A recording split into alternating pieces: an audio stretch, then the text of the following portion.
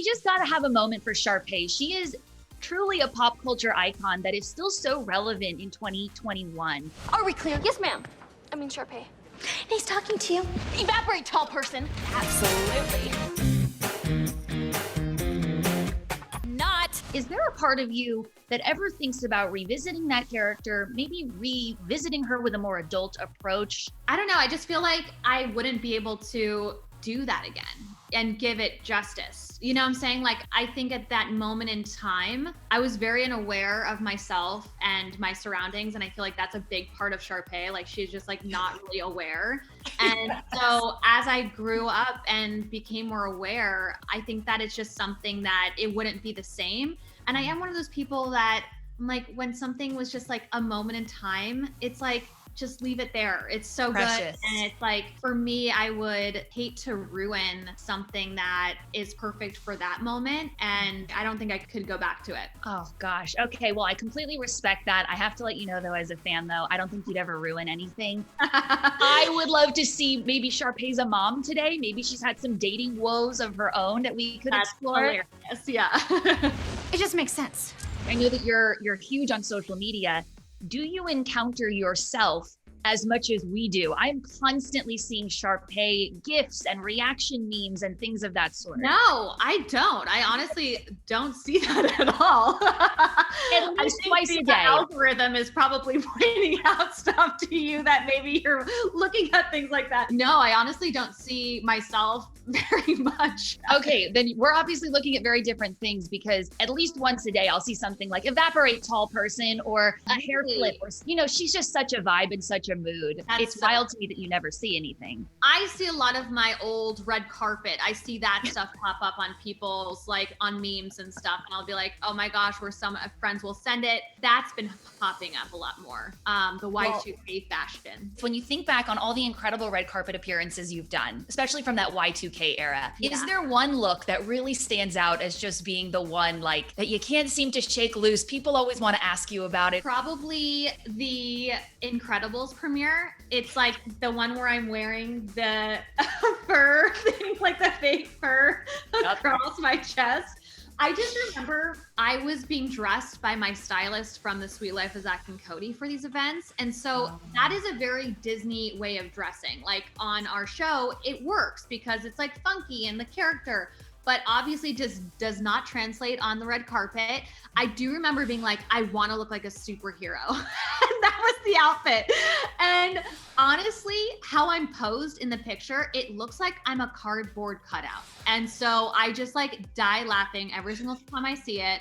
I even joked being like Met Gala, 2020 or something. Like, it's just so ridiculous.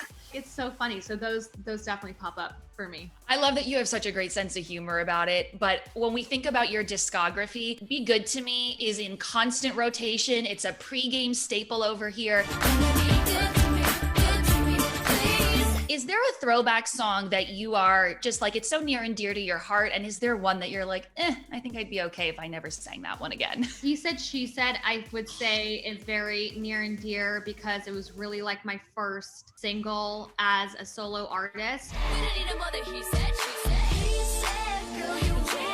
I remember just being like, I just dreamt of having a TRL #1 music video when I was younger and watching TRL back in the day. And I did get a #1 TRL music video for He Said, She Said. So that was like a really exciting moment for me. What If is a song that's on my second album. It was like one of the first songs I co-wrote.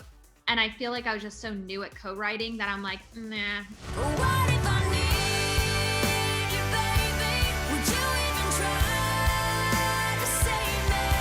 I think you can like really tell, especially with my last album, Symptoms, I co-wrote every single song on the album. And so it's amazing to see like the growth of what, obviously with doing it more and being more confident in my writing, how that's changed. So I would say, probably, What If was one of those songs. I was like, but it was like still something that was exciting because it was one of the first things I co-wrote for sure. I hope you never stop performing He Said, She Said live. No matter how successful you get, no matter how much your music changes, please always keep that one in rotation. You know the fans. So funny. We don't need no more than he said, she said.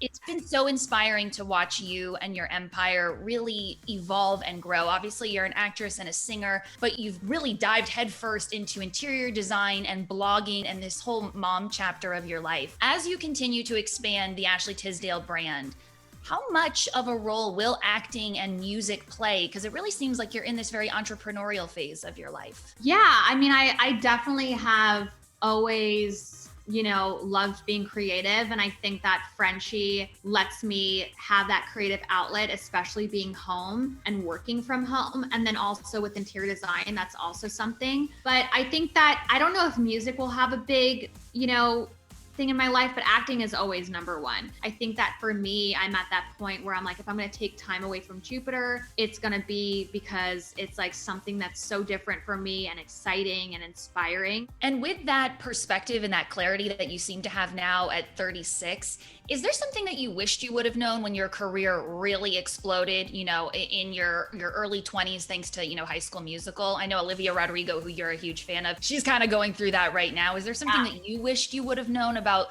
life and the media and navigating all of it? I don't know. I feel like I did a pretty good job at getting through it. So you did. I think it's just like staying grounded. I think staying grounded and being a good person in life. I think that that's the most important thing to me, is being a good person. I feel like there are so many times where you hear the story of someone just kind of like losing themselves in that, and it's hard to come back after that once you've lost yourself. So I feel like as long as you stay grounded and grateful for the opportunities and just try your best, and that's all that you can do.